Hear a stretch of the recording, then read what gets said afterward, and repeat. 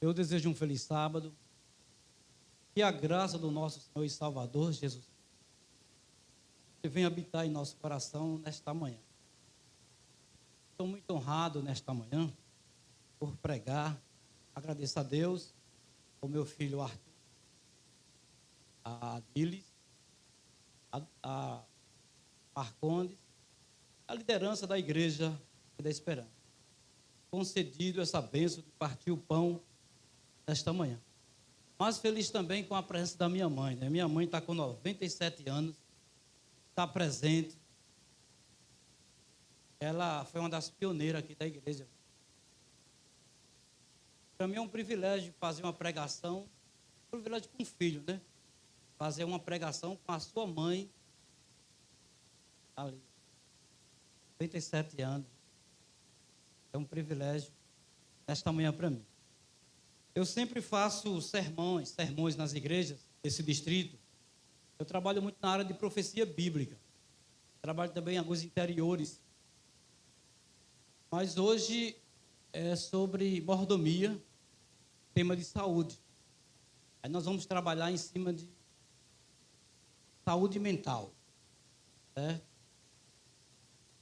Inteligência emocional. Vou pedir aqui ao meu filho a trazer o tablet, gentileza, para a gente. Vamos abrir a Bíblia em terceira epístola de João, capítulo 3.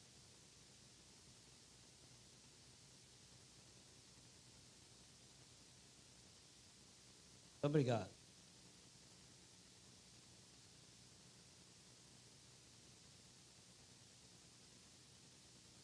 É inteligência emocional. João 3, versículo 2.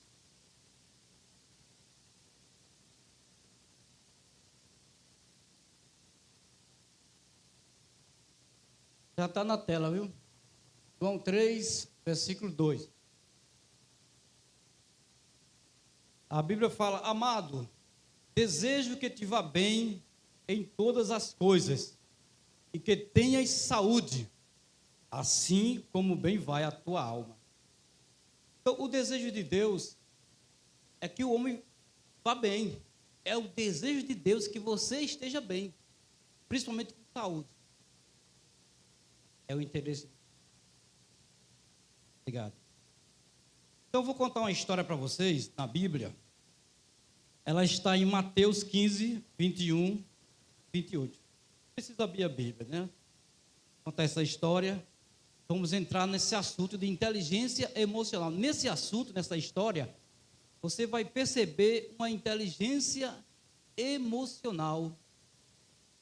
Então a Bíblia fala que depois do encontro de Jesus com os fariseus,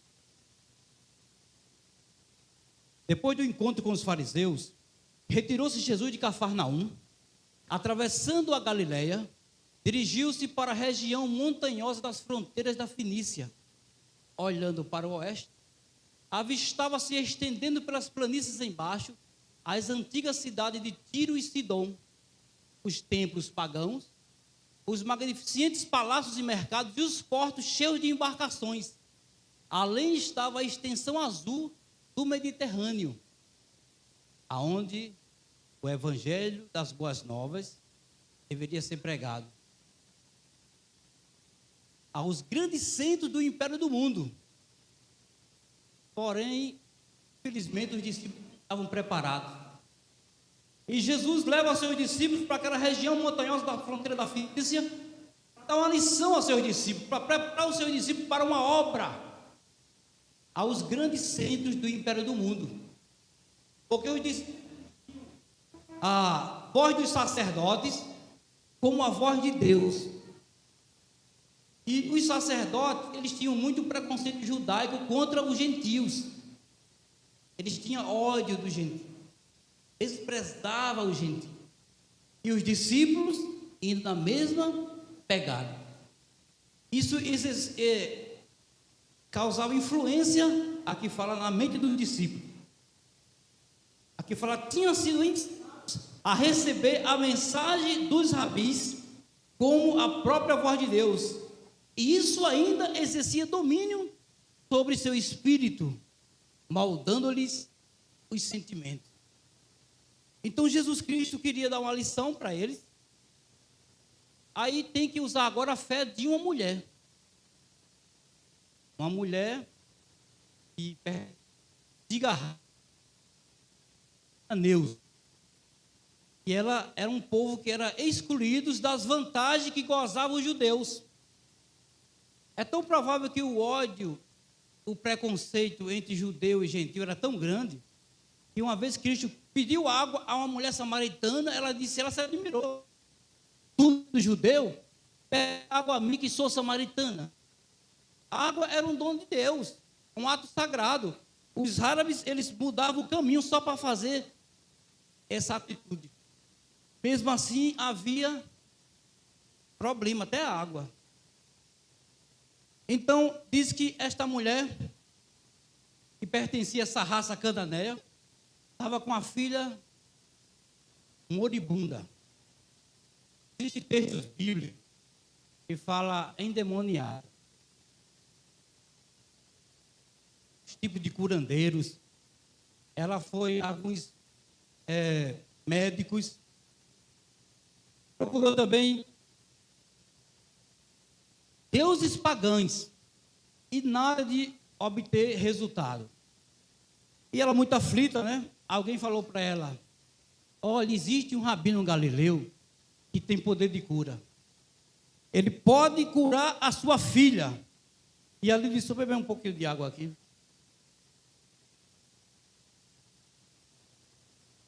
Agora melhorou.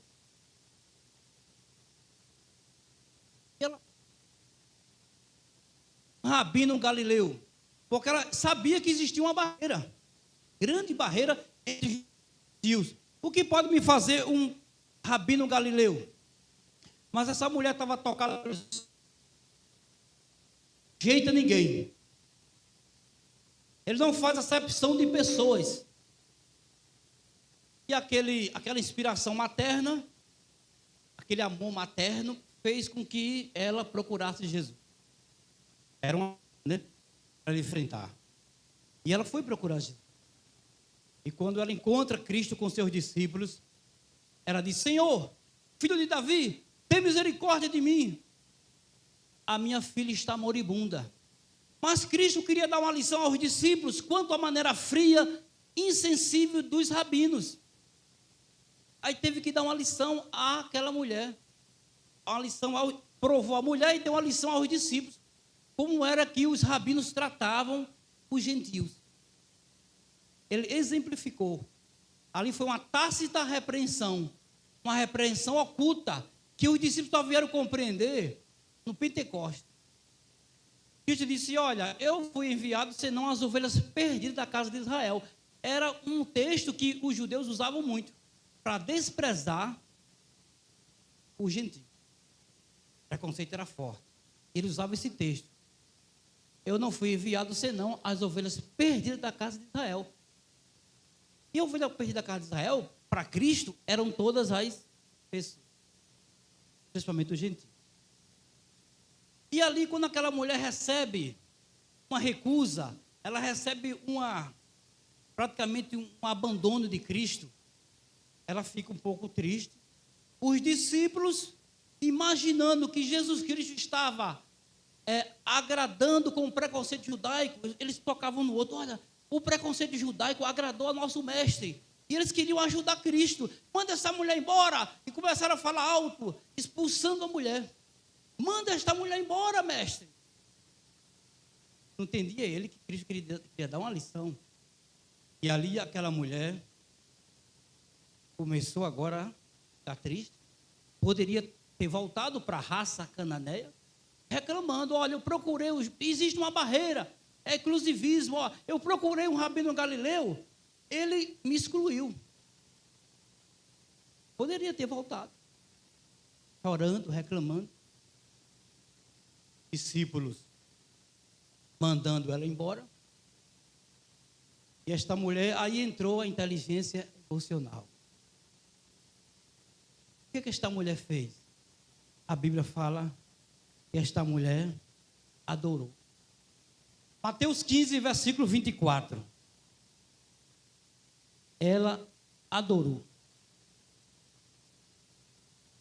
Cristo não atendeu imediatamente a súplica da mulher. Recebeu essa representante de uma raça desprezada, como teria feito os próprios judeus. Assim procedendo, era seu intuito impressionar os discípulos quanto à maneira fria e insensível com que os judeus tratariam um caso assim. Aí ele começou a ilustrar, trazendo a atenção dos discípulos. Os discípulos não estavam entendendo. E aquela mulher agora, ela adorou. Ela passa a adorar. Aqui diz Mateus 15, versículo 24. Ó. Ela adorou. Semelhante a Jó. Jó, quando perdeu tudo, seus bens, filhos.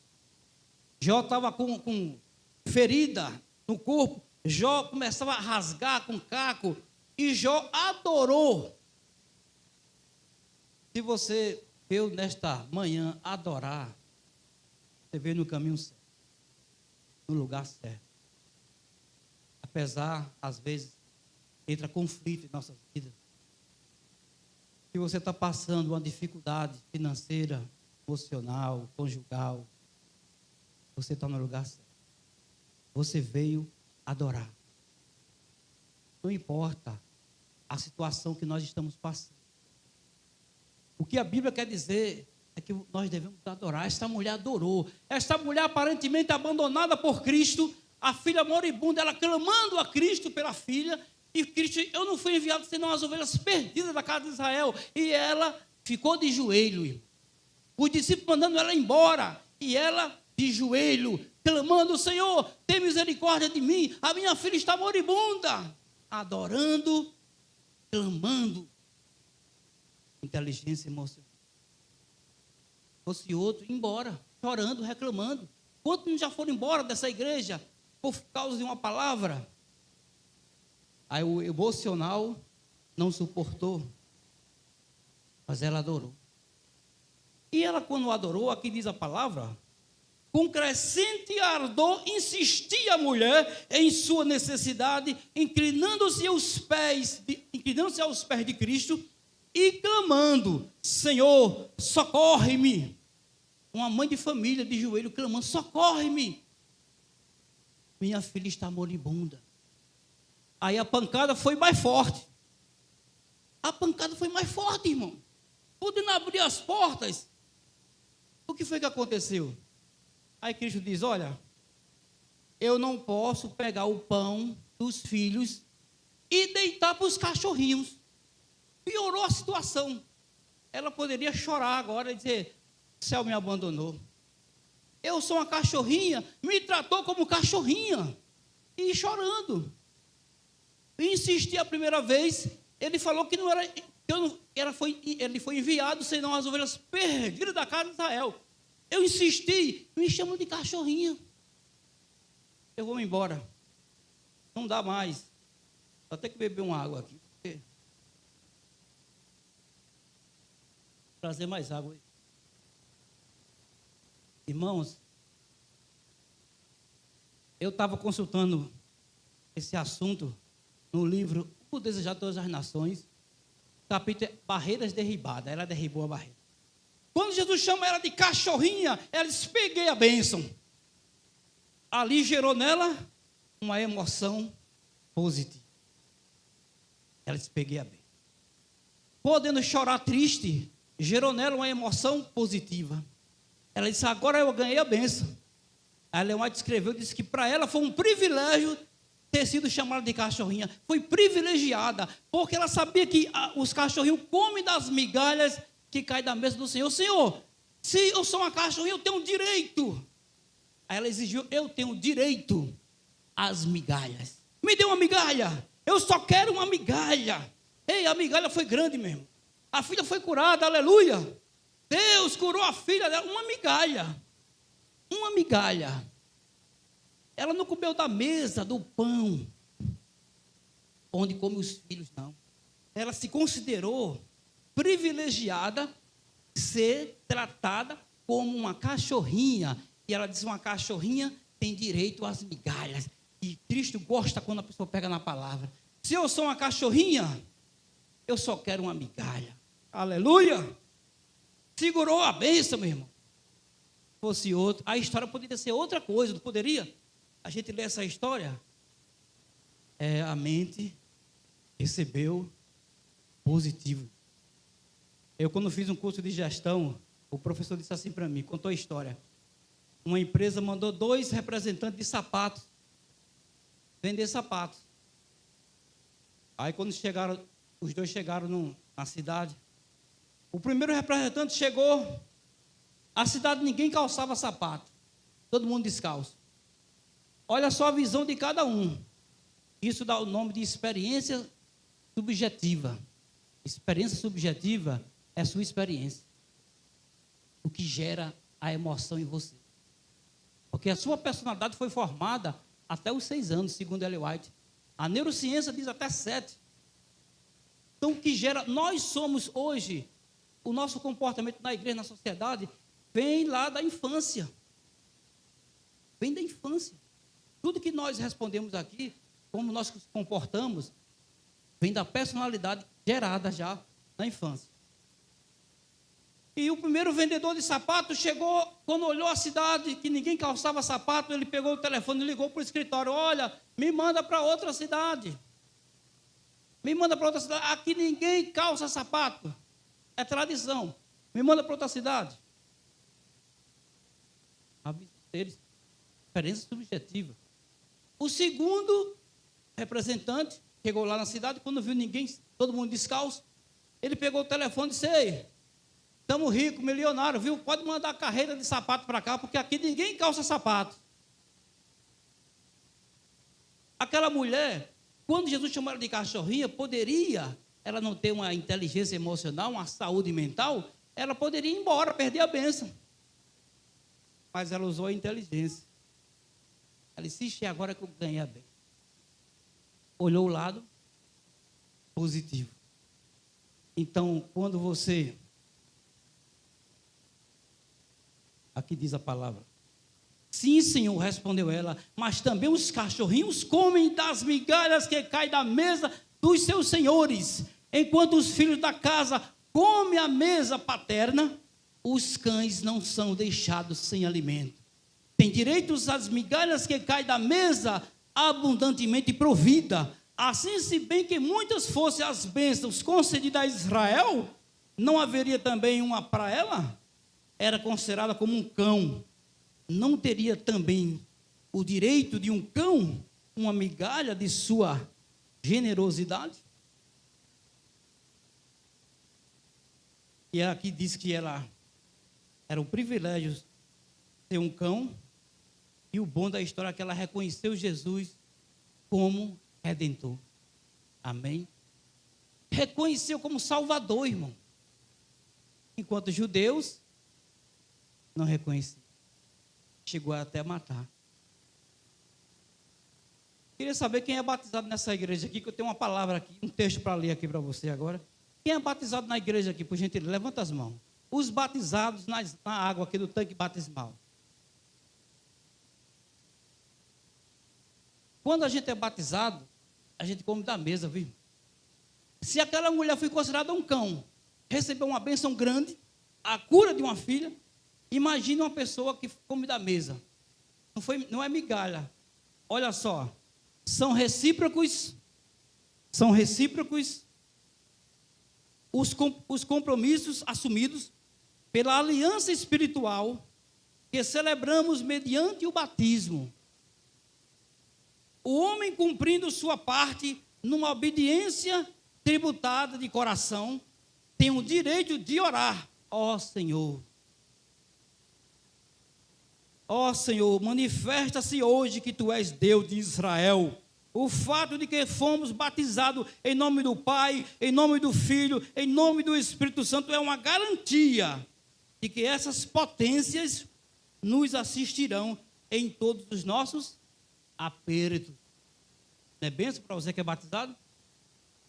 Se você é batizado, meu irmão, em qualquer aperto que você estiver, é só lembrar desse texto. este mundo celeste. As três potências estão sempre ao teu lado. E você tem o direito de comer da mesa. Da mesa.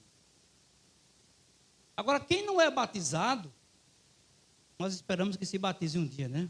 Mas também Deus não abandona. Porque aquela cananeia não era circuncidada. Apenas que você não é batizado, só reconheça Jesus como Salvador. Tenha fé. Porque tem muitos que é batizado, mas não tem a fé. E haver uma pessoa que não é batizada tem uma fé superior a quem é batizado. Está entendendo? Aí vai a fé. Aquela cananeia recebeu uma bênção superior aos discípulos. Os discípulos até duvidavam. Os discípulos chegaram a duvidar que Cristo era o Salvador. Andava com Jesus, comia e duvidaram. Cristo, uma vez ele queria colocar Cristo, a força no cetro de Davi, quando Cristo alimentou 5.000 homens e mulheres ali, fora as mulheres e crianças. Eles queriam pegar Cristo à força, e Cristo mandou eles para o barco. Não era a hora dele, o reino de Cristo não era aquele. Eles não entendiam, ficaram revoltados, foram para o barco e ficaram com dúvida. Cristo teve que ir andando por cima das águas, salvar eles. Ainda pegou ele, levou para o monte, os três líderes, levou para o monte. O pai teve que falar: este é meu filho amado. Sabe por que aconteceu aquilo? Para tirar as dúvidas. Para tirar as dúvidas, irmão. Ainda mandou, Deus ainda manda Elias e Moisés. Dúvida. E uma cananeia não teve dúvida. Jesus desprezando ela aparentemente, mas ela aceitou Cristo como Salvador, Redentor. Aleluia. Louvado seja o nome do Senhor. Amém, que chegou água.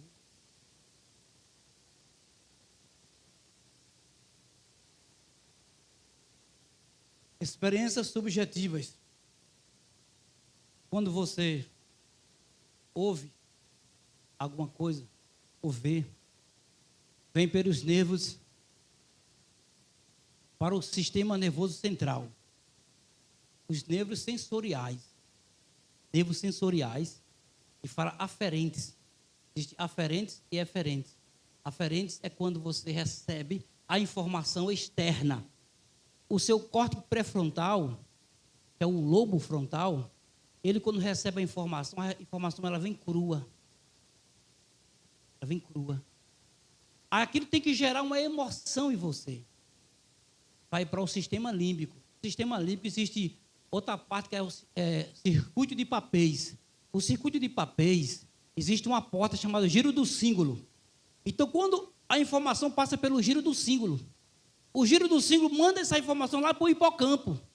O hipocampo resiste à informação. Quando o Cristo falou: olha, eu não posso pegar o pão dos filhos e deitar para os cachorrinhos, foi lá para o hipocampo dela para gerar uma emoção. Agora o hipocampo recebe a informação e lá no hipocampo tem mais informações da infância, da juventude.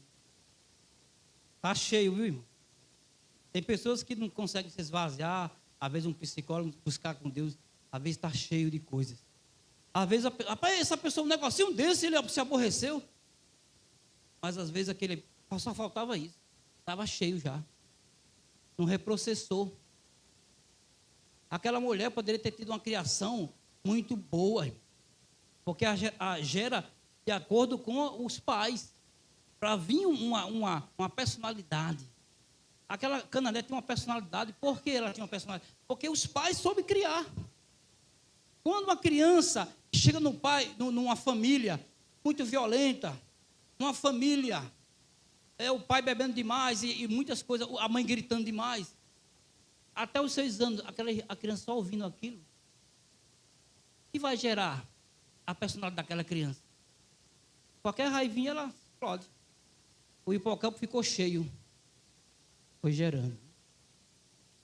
Aquele médico psiquiatra, o Freud, dizia que, ele fala no livro dele que o inconsciente é um rejeito, o inconsciente, ele é um depósito de rejeito do consciente. Já o Cauí não aceitava. que o inconsciente vem dos ancestrais. Mas eu fiz alguns estudos, né? Eu sou terapeuta, fiz alguns cursos de psicologia clínica comportamental. Estou entrando muito nessa área de neurociência. Eu estou saindo desse trabalho de gesso, estou indo mais nessa outra área, porque eu penso em fazer palestras em empresas, outro segmento. Então, eu estou estudando muito essa parte de inteligência emocional para trabalhar, ajudando as pessoas que precisam.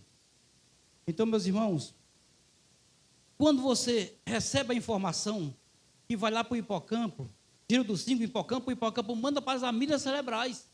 As amígdalas cerebrais, ela vai identificar se aquela informação ela é negativa ou ela é positiva. Quando é negativa, aí as amígdalas cerebrais já entram em contato com o tálamo. O que acontece? O hipotálamo já vai trabalhar no seu corpo o sistema nervoso parasimpático, o sistema nervoso simpático para acontecer no seu corpo o quê? Adrenalina e noradrenalina. Adrenalina, cortisol. Porque a glândula mestra, que é a hipófise vai lá nos rins, acima dos rins, onde fica as glândulas suprarrenais, é lá que vai injetar na sua corrente sanguínea cortisol e adrenalina. Porque a informação que você recebeu foi negativa. A hipófise manda para as glândulas suprarrenais, por isso que fica no meio aqui, ó. Porque a adrenalina e o cortisol vai para os grandes músculos, para você correr, porque Deus prepara você nessa hora para fuga ou luta. É uma preparação que você tem para fuga ou luta. Tem até uma história que Arthur, uma vez chegou numa farmácia, ele já tinha sido assaltado 3 vezes. Já estava até com trago. Quando ele chegou numa farmácia, ele me contando, estava acontecendo um assalto lá dentro. Quando ele viu, ele correu. Gerou nele essa emoção. Então, a adrenalina e o cortisol é bom para essas horas. Porque o povo de Deus, antigamente, ele ficava peregrinando e vinha feras, vinha inimigos. E quando você está com cortisol e adrenalina, sua mão fica gelada. Os pés também. O coração acelerado, que é para você correr, lutar. Se você se cortar, não vai dar hemorragia. O que acontece? Acontece que, às vezes, a gente não quer sair dessa situação. Está sempre gerando adrenalina. Aí tem que tomar comprimido, não dorme. Falta fazer o mecanismo de segurança. Falta acalmar mais, ter mais fé em Deus. Então, acontece esse lado emocional de muitas pessoas, que eles botam muitas coisas na cabeça, lá na cabeça dele já, e ele deixa trabalhar o lado negativo. É onde, infelizmente, vem a doença, né? Então, eu vou ler um texto aqui para a gente, que diz assim, ó.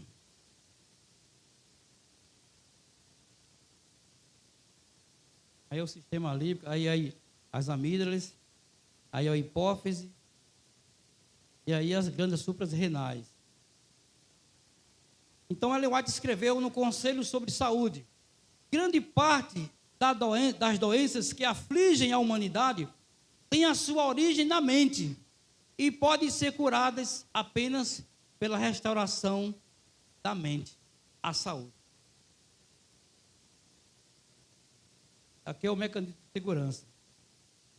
Então é muito importante, vou ler esse texto aqui dos pais, é muito importante nós pegarmos nossos filhos e preparar eles. É muito importante. Diz assim, ó: quanto mais sossegada e simples for a vida da criança, mais favorável será, tanto para seu desenvolvimento físico como mental. A mãe deve buscar estar em todas as ocasiões serena, calma, e na inteira posse de si mesma. Muitas crianças são, sem extremos, suscetíveis a provocações nervosas, e a maneira suave e sossegada da mãe terá influência calmante, que será de inapreciável benefício sobre elas. Então é muito importante a criação, né? Quando forma a personalidade. Mas quando a personalidade é formada, às vezes num lar terrível, Deus tem como mudar. O nosso cérebro é neuroplasticidade, tem como transformar. Ele pegou os discípulos e eles foram transformados. Então é só você buscar esse Deus maravilhoso, né? Então existe uma história de Thomas Edison. Thomas Edison, ele inventor da lâmpada. Quando ele estava estudando, o diretor mandou uma carta para sua mãe e disse assim, quando a mãe dele leu a carta, começou a chorar. E olha, o seu filho não tem mais condições de estudar nesse colégio. Já é o 3º ano que ele é reprovado, não conseguiu aprender nem um beabá. Não, ainda escreveu mais coisa lá, que ele só descobriu depois que a mãe morreu. E ele chorando, a mãe dele, aí ele disse, mamãe, a senhora está chorando por quê? Meu filho, é porque você é muito inteligente. O colégio não tem mais suporte para te acompanhar. Mas não se preocupe não, que eu vou colocar aqui, eu vou improvisar aqui um colégio, uma escola. E ela começou a ensinar ele. Tornou grande gênio, né? Então, quando a mãe dele morreu, ele, mexendo nas coisas da mãe, encontrou a carta. E foi lá que ele leu a carta e viu. Aí, lá no final da carta, dizia assim, só tem um jeito para o seu filho, é carregar a carga juntos com os jumentos. É isso.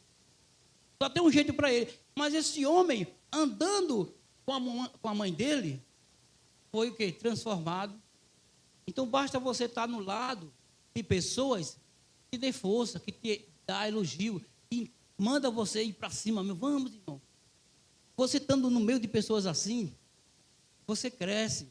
Os discípulos eram homens também ignorantes, homens que a sociedade rejeitava, mas andando com Cristo, eles se superaram, receberam o poder da chuva temporã.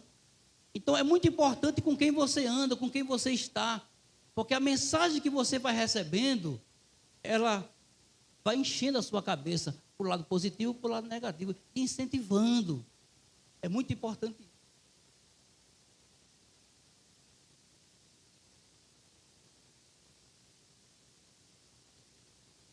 Aqui diz que felicidade não é a ausência de conflitos, mas a necessidade de lidar com ele, mas a habilidade de lidar com ele. Então, a felicidade não é a ausência de conflitos, mas a habilidade de lidar com elas. Então, você vai pegando a habilidade, no momento difícil, vai usando a inteligência emocional, e aquelas habilidades você vai lidando, saber lidar com as situações. Diz que uma pessoa feliz, ela não tem tudo de melhor.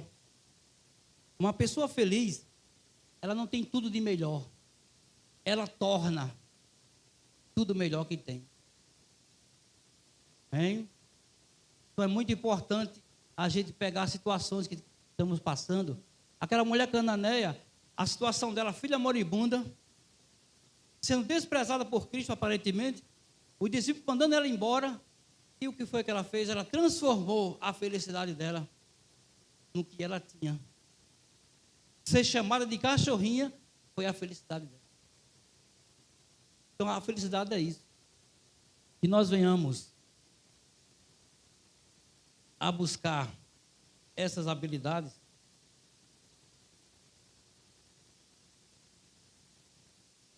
porque nós vamos enfrentar um juízo. Nós vamos enfrentar um juízo.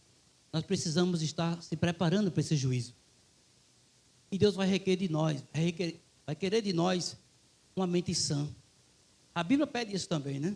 A Bíblia pede a gente. Então, a Bíblia fala assim para nós, ó. Eu vou ler esse texto e vou ler 3 textos bíblicos.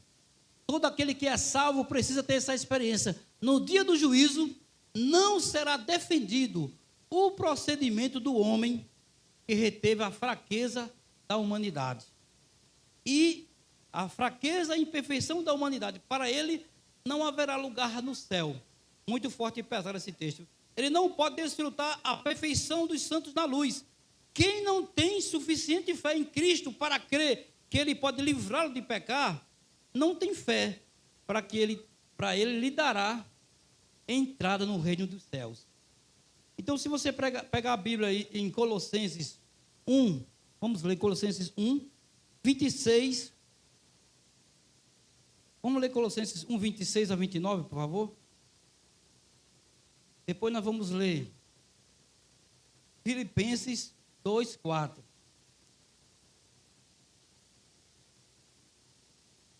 Vamos para Colossenses. Colossenses, capítulo 1 de Colossenses. Capítulo 1 de Colossenses. Versículo 26 a 29. Esses textos veio na minha mente agora, está fora do sermão, mas é bom a gente ver, né? Então diz assim a Bíblia, ó. Colossenses capítulo 1, versículo 26 a 29. O mistério que esteve oculto desde todos os séculos e em todas as gerações e que agora foi manifesto aos seus santos, aos quais Deus quis fazer conhecer quais são as riquezas da glória deste mistério entre os gentios, que é Cristo em vós, esperança da glória, a quem anunciamos, admoestamos a todo homem, ensinando a todo homem em toda sabedoria, para que apresentemos todo homem perfeito em Jesus Cristo. E para isso também trabalho, combatendo segundo a sua eficácia, que opera em mim poderosamente. Amém? Vamos para Filipenses capítulo 2. Manda, versículo 4. Ó. No versículo 5. Manda a gente ter a mente de Cristo, né, o sentimento de Cristo. Filipenses, só voltar um pouquinho. Filipenses 2, versículo 5. De sorte que haja em vós o mesmo sentimento que houve também em Cristo Jesus. Aí vamos para Efésios 4. Efésios 4, versículo 12. Só voltar um pouquinho. Efésios 4, 12 diz: querendo o aperfeiçoamento dos santos para a obra do ministério, para a edificação do corpo de Cristo, até que todos cheguemos à unidade da fé e ao conhecimento do Filho de Deus, para um perfeito, à medida da estatura completa em Cristo Jesus. Então nós precisamos entrar esse método, transformação de caráter. Estava lendo um texto que quando nós vamos passar duas aflições, duas angústias. A angústia de Jacó, todos nós sabemos, baseado em Daniel 12, baseado em Jeremias 30, versículo 5. Vamos passar uma angústia de Jacó e vamos passar outra angústia antes. A de Zacarias capítulo 3, Josué e um anjo. Então nós vamos encarar duas angústias. Uma antes da angústia de Jacó. A angústia de Jacó, nós vamos passar essa angústia, o diabo vai apresentar os nossos pecados, nós não vamos lembrar. Essa é mais terrível, mas pelo menos já está salvo, né? Nós não vamos conseguir lembrar, porque foi apagado. E a de Jeremias, a de Zacarias 3, essa angústia de Zacarias 3, Satanás vai apresentar nossos pecados, que ele sabe que é o tempo do selamento. Zacarias 3, Ellen White escreve que ali é o remate da expiação. Começa Zacarias 3. Quando o diabo sabe que está começando o período, o tempo do selamento, ele sabe que chegou o tempo do selamento. Quando Deus for selar os vivos desta igreja, Satanás vai ficar irado. Ele não sabe quem vai ser selado, mas ele vai fazer de tudo para atrapalhar. Então você pegar os primeiros escritos, você vê lá esse assunto. Então, se você não conseguir tirar muita sujeira da sua mente, como você vai enfrentar essa angústia para ser selado? Precisamos purificar a nossa mente. Ter a mente de Cristo. Ter a mente de Cristo. O sentimento de Cristo. Nós temos que partir para cá. Porque a salvação está lá. No dia do juízo ele vai te pegar. Ele vai te chamar no livro da vida. Às vezes nós ficamos na igreja, é muito bom. Mas a igreja não vai nos salvar, não. A igreja ela dá a direção. Como hoje está dando uma direção para você. A igreja ela dá uma direção para você se salvar. O que vai te salvar é você pegar um caráter semelhante a Cristo. No dia do juízo, quando Deus pegar o teu caso, lá não vai ter pastor, ancião, é individual. Aceitam-se nomes, rejeitam-se nomes. Nessa hora. Então, aquele que for salvo, Cadê? Cristo. Ele quer ver Cristo na gente. Quer ver Cristo. Então nós precisamos se esforçar para ser mais semelhante a Cristo, buscar mais essa santificação, a mente mais equilibrada, uma inteligência emocional. Eu vou terminar. Não sei o horário que eu posso terminar. Tem uma após o sermão, não sei se a irmã já chegou. Mas eu quero terminar. A irmã chegou, a cantora. Então eu vou ler esse texto. O pensamento de que a justiça de Cristo nos é imputada, não por algum mérito de nossa parte, mas como um dom gratuito de Deus. É um precioso pensamento. Aí que fala, o inimigo de Deus e do homem não quer que esta verdade seja claramente apresentada, pois sabe que se o povo a aceitar plenamente, está despedaçado o seu poder. Se ele pode dominar a mente de maneira que a dúvida, incredulidade e as trevas constituam a experiência dos que professam ser filhos de Deus, ele os pode vencer com a tentação. Então, Satanás, ele não quer que você conheça a mensagem de justificação pela fé. A única mensagem que você começa a entender os seus defeitos. Porque, às vezes, nós só conseguimos enxergar os defeitos dos outros. E apontar. Isso o diabo quer. E a gente cheio de defeito. E nós não queremos ver o nosso defeito, irmão. Então, quando você começa a ver os seus defeitos, e sabe como você começa a ver o seu defeito? Quando você pede a Deus para Deus mostrar. Você tem que pedir a Deus, mostra meus defeitos. Pedro não via. Pedro não conseguia enxergar. Cheio de elementos não santificados no coração, e ele achando que era o tal. Então, nós vamos enfrentar uma crise. Uma crise. Como está a nossa mente? Como está o nosso... Quando eu falo mente, né? Como está lá as coisas guardadas? Então, Satanás, ele sabe que se o povo de Deus começa a buscar essa mensagem de justificação pela fé, a mensagem de justificação pela fé é você ter uma clara visão da excessiva malignidade do pecado. É você pegar a glória, a sua glória, você jogar no pó. Você joga no pó a sua glória e a justiça de Deus começa a entrar em você. Você começa a receber essa transformação, essa ligação espiritual. Então, que Deus venha nos abençoar grandemente. Em nome de Jesus. Se a cantora estiver aí, eu convidar. Pode vir uma irmã cantar, sabe? Eu só estou esperando ela chegar para eu conversar. Já que não está, eu vou ler esse texto então.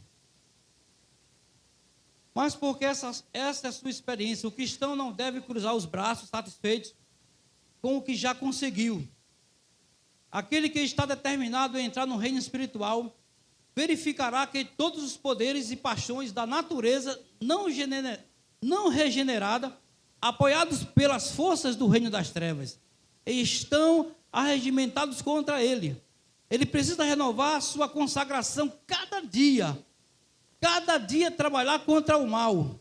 Velhos hábitos, tendências hereditárias para o erro, lutarão para o manter a supremacia. E contra isso deve ele estar sempre em guarda, lutando na força de Cristo pela vitória. Aleluia. Cada dia, né? Então, há nas ocupações comuns da vida, homens de talento, que basta só um toque de uma hábil mão para ele fazer essas faculdades adormecidas começar a surgir, como ele fez com os apóstolos.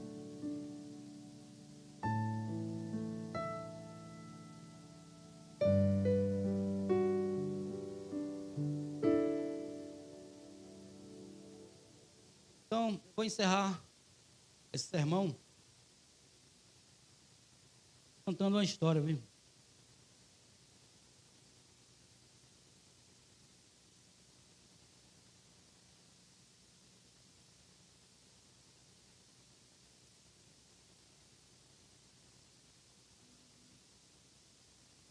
Tinha um homem, ele foi vender o seu sítio. Queria mais o sítio. Ele saiu para anunciar a venda. E quando ele saiu para anunciar a venda do sítio, ele encontrou Olavo Bilac, poeta Olavo Bilac. Olavo Bilac, meu amigo, foi bom te encontrar. Eu vou vender o meu sítio. Aquele que você conhece muito bem. Você poderia descrever o anúncio aí para eu colocar no jornal? A Olavo Bilac disse, pois não, tudo bem. Pegou uma caneta e um papel. Aí colocou, vende uma encantadora propriedade, aonde o extenso do arvoredo canta os pássaros ao amanhecer. E é cortada por marejantes, cristalinas águas de um belo ribeirão. E a casa nela existente é banhada pelo sol nascente e oferece nas sombras tranquilas às tardes na varanda. Como pegou, levou para colocar o anúncio. Passou-se os meses, Olavo Bilac encontrou o homem. Aí disse, e aí, conseguiu vender o sítio? Aí ele disse, nem pensei mais nisso. Depois que eu vi o anúncio no jornal, eu vim reconhecer que a minha propriedade vale ouro. É excelente. Isso. Às vezes nós somos como este homem. Nós temos na igreja adventista aqui tantas coisas boas, profundas, e às vezes nós queremos vender, trocar, largar, não damos valor que nós temos. Foi preciso o poeta descrever a propriedade que ele tinha para ele acordar.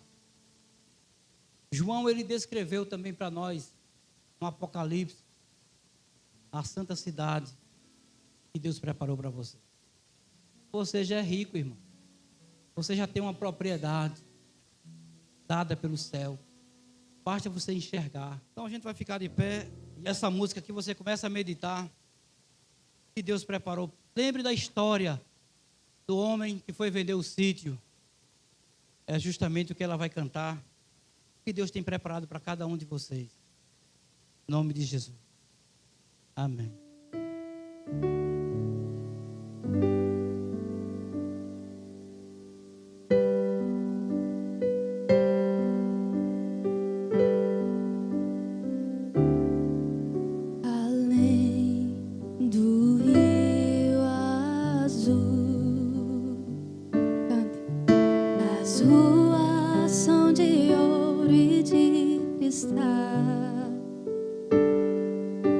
Ali tudo é vida.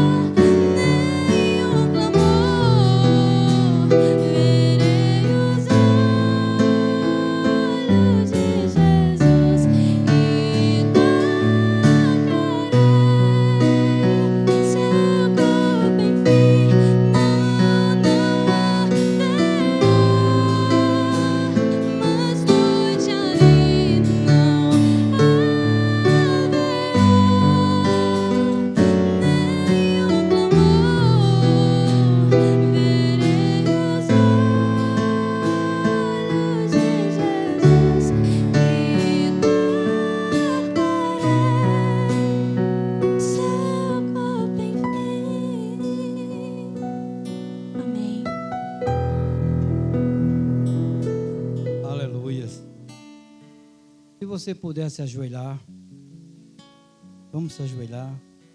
Se você não pode, fique sentado ou em pé.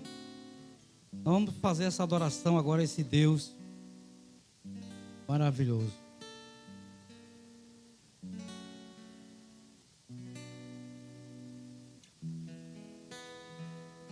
Obrigado, Deus poderoso, pela tua presença aqui conosco. Tão amável são teus olhos para conosco, pecador, porque somos frágeis, criaturas da qual saímos do ventre de uma mãe, e as habilidades que nós começamos a receber, às vezes ainda não dá para enfrentar os conflitos. Quanto mais experiências nós tivermos, será muito melhor para cada um de nós, para enfrentar uma crise futura. Preparastes homens como Davi, como José, nas aflições do dia a dia, para fortificar o caráter, para lá na frente te destacar como líder no meio do teu povo, conduzindo o povo a uma trilha celestial. Abençoa esta igreja, Senhor, esse ministério, a liderança desta igreja, para que venham juntos, fortes, receber do alto sabedoria, para conduzir essa nave até a tua volta. Traz unidade de fé nesta igreja. Vem perdoar os nossos pecados, nossas falhas. Traz, ó Deus Todo-Poderoso, uma bênção nesta manhã. Aqui, ó Deus, tu pode abençoar. Tu é o mesmo Deus que andou na terra, está aqui através do teu Espírito. É o mesmo Deus. Eis que eu estou convosco todos os dias, até a consumação do século. Agora vem abraçar este povo que sofre, às vezes angústia mental, às vezes um conflito. Traz o consolo, traz a tua paz. Nós somos sabedor da tua presença aqui. Eu acredito, vieste para cá com teus anjos. Teus olhos estão patentes aqui agora, sobre cada coração. Esta igreja pertence ao teu reino. É o céu que baixa nesta manhã, Senhor. Nós somos batizados em nome do Pai, do Filho, do Espírito Santo. Invocamos o Deus de Abraão, Isaque e Jacó. É aquele Deus que contempla o aflito e estende a mão. Abençoa essa igreja. Nós queremos sair daqui com a tua bênção. Viemos te adorar, aleluia. É uma adoração que essa igreja está te fazendo, Senhor. Esse sábado santo, sagrado, dedicamos a Cristo Jesus esse tempo. E esse tempo é precioso. É o momento. É o momento que tu passa para consolar, para acalmar, para abençoar. Tu és um Deus e somos teus filhos. Oh glória! Somos teus filhos e estamos diante do teu altar. Responsabilidade de estar aqui, porque vamos dar conta no dia do juízo das palavras que saem. Nós temos que estar, ó Pai, com a vida no altar. Nós temos que estar em contato contigo, com esse Deus maravilhoso, esse Deus bondoso. Nós suplicamos essas bênçãos, que os nossos pecados e as nossas falhas venham a ser perdoados, em nome de Jesus. Amém.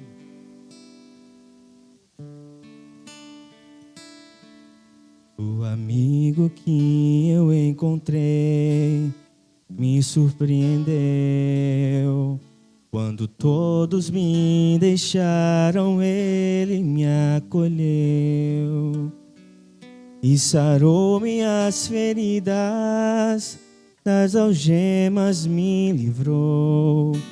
Lhe falei do meu dilema e ele me escutou. Lhe falei do meu passado e me perdoou. Isso teve um alto preço que ele já pagou. Me mostrou as mãos feridas por amor de muitas vidas, e uma dessas muitas vidas era eu.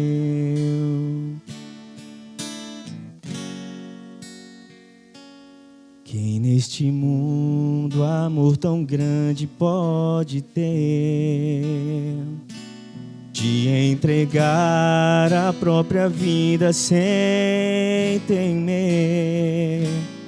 Quem já sentiu a dor de ser cravado em uma cruz, pagando pelos erros que não cometeu,